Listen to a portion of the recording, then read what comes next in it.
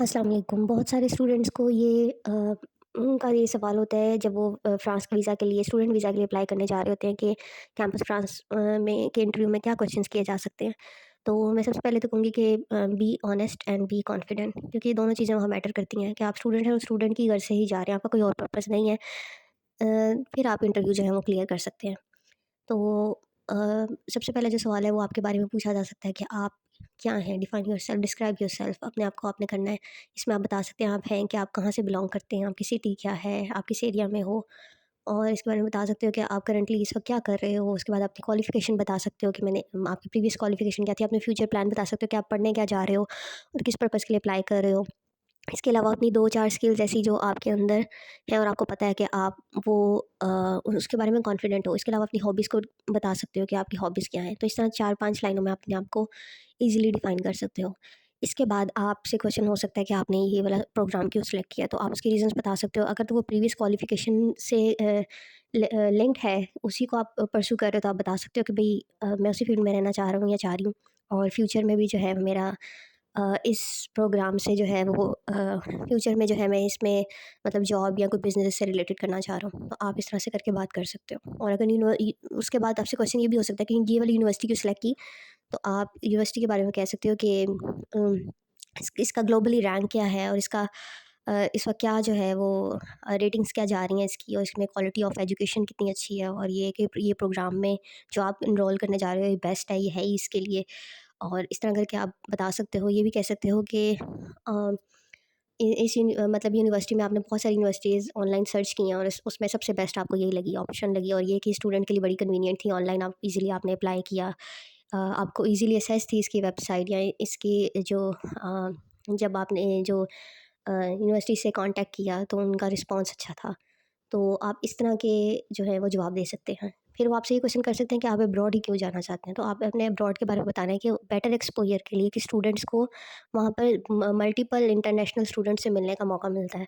ये एक plus point है। आप उन्हें बता सकते हो कि मैं अपना कॉन्फिडेंस इंक्रीज़ करना चाहता हूँ या करना चाहती हूँ, और मैं स्टूडेंट्स के साथ मिल के जो है वो बहुत डिफरेंट स्टूडेंट के साथ मिलकर अपना जो है वो अ, कॉन्फिडेंस लेवल भी बूस्ट करना चाहता हूँ, और दूसरा ये कि इससे बहुत ज़्यादा जो है मेरे नॉलेज में इज़ाफ़ा हो सकता है और डिफरेंट एक्सपीरियंस मुझे मिल सकते हैं। सो इस तरह करके आप बात कर सकते हो। फिर आपने बताना है कि मैंने फ्रांस जो है वो इसीलिए सेलेक्ट किया है क्योंकि वहाँ की फैसिलिटीज़, वहाँ पे स्टूडेंट का के लिए जो एनवायरनमेंट है वो बहुत सूटेबल है, और मैं जिस तरह के एनवायरनमेंट में पढ़ना चाहता हूँ मुझे वहाँ मिल रहा है या नज़र आ रहा है। और आपने अपनी सर्च की बेस पर बात करनी है कि वहाँ पे आपको क्या चीज़ें फ़ैसिनेट की हैं कि आप वहाँ जाएँ। तो आपने इस तरह की बात कर लेनी है। फिर वो आपसे ये पूछ सकते हैं कि फ्रांस में इधर आपका कोई वहाँ पे मौजूद है कि नहीं है। मैंने अपने बारे में ये बताया था कि मेरे वहाँ रिलेटिव्स हैं, लेकिन डिस्टेंट रिलेटिव हैं, वो क्लोज़ वन नहीं है, एंड दे डोंट नो कि मैं वहाँ आ रही हूँ। तो आप भी ऑनेस्टली आंसर करें। अगर कोई नहीं है तो आप कह दें कि कोई नहीं है। अगर आप उन्हें अगर कोई है तो आप उनका रेफ़र कर सकते हैं कि भई वहाँ पे मौजूद है, लेकिन उनका मेरी स्टडी से, मेरे स्टूडेंट वीज़ा से कोई लेना-देना नहीं है। और फिर वो ये पूछ सकते हैं कि आप कहाँ जाएँगे, कहाँ रहेंगे, आपको थोड़ा-सा आइडिया है, इस बारे में सर्च करके रखिएगा कि आप जो है वो इस तरह कौन-सी ऑनलाइन एजेंसीज़ हैं जिनसे आप राब्ता करके एजेंट्स वहाँ पे जो मौजूद हैं, जो आपको स्टूडेंट अकोमोडेशन जो है वो रेफ़र करेंगे। इसके अलावा आप से ये क्वेश्चन हो सकता है कि आपने कितनी फ़ीस पे की है इस प्रोग्राम में एनरोल होने के लिए? और वो सिर्फ़ ये चीज़ इसलिए पूछेंगे कि आपको कोर्स के बारे में कुछ पता है, या ये भी पूछ सकते हैं कि फुल कोर्स की फ़ीस कितनी है और कितने सालों में ये कंप्लीट होगा? इसकी ड्यूरेशन कितनी है और ये कब से स्टार्ट हो रही है? वो ये इसलिए पूछेंगे कि वो देखना चाहते हैं कि स्टूडेंट सीरियस भी है या वो किसी कंसल्टेंट के थ्रू अप्लाई कर रहा है। और एक वो ये भी डायरेक्टली भी क्वेश्चन पूछ सकते हैं कि क्या आपने किसी कंसल्टेंट को हायर किया है? तो आप आई वुड सजेस्ट कि आप कहें कि मैंने किसी कंसल्टेंट को नहीं किया, क्योंकि मैं मेरी अपनी रिसर्च है, मैं खुद सीरियस हूँ इस मामले में, और मैं जो हूँ खुद अप्लाई करना चाह रहा था।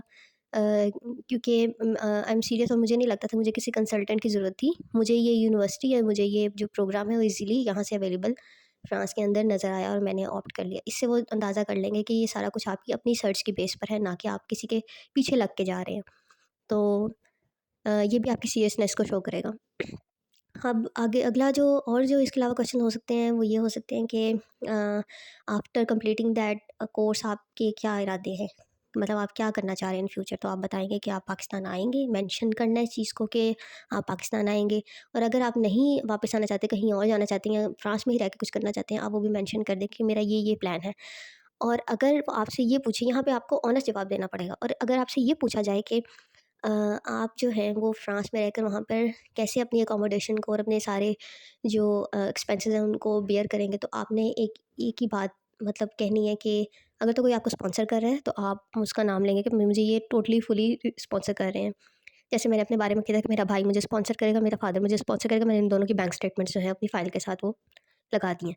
तो आपको आपको भी यही या आप भी यही कहेंगे कि मेरे फादर मुझे स्पॉन्सर कर रहे हैं, या अगर आप खुद से जा रहे हैं तो आप खुद कहेंगे कि भाई मैं यहाँ काम करता हूँ, ये मेरी बैंक स्टेटमेंट्स हैं, फलाँ-फलाँ मेरे मेरे पास इतने रिसोर्सेज़ हैं कि मैं आराम से कर सकूँ, या फिर अब कि मैं वहाँ पर जाकर अर्न कर सकता हूँ।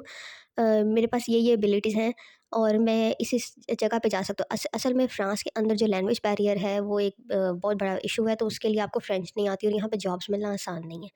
तो ये चीज़ जो है वो आप बेटर होगा कि आप यही कहें कि मुझे कोई कोई स्पॉन्सर कर रहा है, या आप अपनी पाकिस्तान में अगर आप काम करते हैं तो अपनी बैंक स्टेटमेंट जो है आप बताएँगे कि मेरा अपना एक मैं इतना मंथली अर्न कर रहा हूँ और मैं ईज़िली जो है वो ऑनलाइन भी जॉब कर सकता हूँ, या मेरे पास इतने रिज़र्व्स हैं कि मैं आराम से जो है वो कोर्स का पूरा ड्यूरेशन आराम से गुज़ार सकता हूँ। सो बी कॉन्फिडेंट अबाउट इट। और वो बहुत सारे स्टूडेंट्स को मैंने ऐसे देखा था एम्बेसी में जो कि अपने रिश्तेदारों की भी बैंक स्टेटमेंट साथ लगा रहे थे, प्लीज़ ऐसी गलती मत कीजिएगा। तो अगर कोई क्लोज़ रिलेटिव है, लाइक आपके फादर या मदर में से कोई है, उनकी बैंक स्टेटमेंट्स हैं, अगर आप 2 की भी दोनों की लगाना चाहें, आप दोनों की लगा सकते हैं। इससे उनको ये शो हो जाएगा। मैंने अपना टैक्स रिटर्न मेरे अपने फादर का जो टैक्स रिटर्न फाइल है वो भी सबमिट करवाई थी, ताकि उनको शो हो जाए कि मेरे पास मेरे फादर जो है वो कितनी मालियत के वो है मतलब कितनी उनकी मालियत है, और कैसे वो मुझे स्पॉन्सर कितनी हद तक वो मुझे स्पॉन्सर कर सकते हैं। सो ये चीज़ एक प्लस पॉइंट थी। So stick to one thing. आप डिफरेंट रिलेटिव्स को इकट्ठा करके उनकी, मैंने देखा है लोग स्टूडेंट्स अपने मतलब उनकी भी लगा रहे थे बैंक स्टेटमेंट्स को कि ये फ़लाँ की है, फ़लाँ की है। और मेक श्योर बहुत सारी गलतियाँ मैंने और भी लोगों को करते देखा है कि लोग अपनी अ, वक्ती तौर पे जो है किसी से पैसे उधार लेकर वो बैंक के अंदर डालते हैं, उसके बाद वो शो कर देते हैं, वो सब पकड़ा जाता है। वो सब पकड़ा जाता है, और इंटरव्यू में भी आप ये नहीं कह सकते हो कि भाई मेरा फ़लाँ रिश्तेदार, दूर का रिश्तेदार है, वो मुझे स्पॉन्सर कर रहा है। तो इस तरह करके नहीं, वो आपको इसी बेस पर जो है वो एडमिशन देंगे जब आप फुली तौर पर खुद जो है इस काबिल हों। तो वो, और जो आपकी लैंग्वेज स्किल है लाइक इंग्लिश, अगर आपने कोर्स इंग्लिश में ज़ाहिर एनरोल करेंगे तो वो आपकी इंग्लिश को चेक करेंगे। हाउ डू यू स्पीक, आप बोलते कैसे हो, आप की अंडरस्टैंडेबिलिटी कितनी है, आप जो वो बोल रहे हैं, बाज़ औक़ात वो इतने फ़ास्ट वर्ड बोलते हैं कि आपको उनकी समझ नहीं आती। तो इंटरव्यू में बहुत सारे स्टूडेंट्स यहाँ पे कन्फ्यूज़ भी हो जाते हैं। तो ऐसी कोई बात नहीं है, अगर आपको उनकी बात समझ ना आए तो आप उनसे कह सकते हैं कि आप दोबारा से इस बात को रिपीट कर दें बड़े आराम से। तो ये चीज़ें प्लस पॉइंट्स देती हैं अगले वाले को कि बंदा कॉन्फिडेंट है और उसको पता है कैसे बात करनी है। सो ये सारी स्किल्स होती हैं। Don't be confuse, don't be dumb. और इसके अलावा अगर और भी कोई क्वेश्चंस हुए, मैं एक वीडियो एक और बनाऊँगी जिस पर मैं मज़ीद डिटेल में इसके बारे में बात करूँगी। होप सो कि ये वीडियो आपके लिए जो है वो अ, बेनिफिशियल होगी। मुझे कमेंट सेक्शन में ज़रूर बताइएगा कि आपको ये वीडियो कैसी लगी और ये इन्फॉर्मेशन आपके किसी काम आई है नहीं, या इसके अलावा अगर कोई क्वेश्चंस हैं तो आप मुझसे वो कमेंट सेक्शन में कर सकते हैं। Thank you.